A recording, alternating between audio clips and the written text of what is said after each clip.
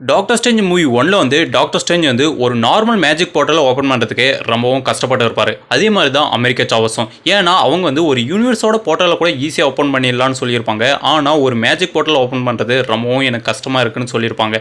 ஆனால் நம்மளோட நெட் வந்து எந்த ஒரு மேஜிக்கும் கற்றுக்காமே ஈஸியாக ஒரு போர்ட்டலை வந்து ஓப்பன் பண்ணியிருப்பார். அதுவும் 3 டைம்ஸ் வந்து ஒரே டைமில் ஓப்பன் பண்ணியிருப்பார். இது எப்படின்னு பார்த்தீங்கன்னா நம்மளோட நெட் வந்து முழுக்க மேஜிக்கை வந்து ரொம்பவும் நம்புற மாதிரி சொல்லியிருப்பாங்க.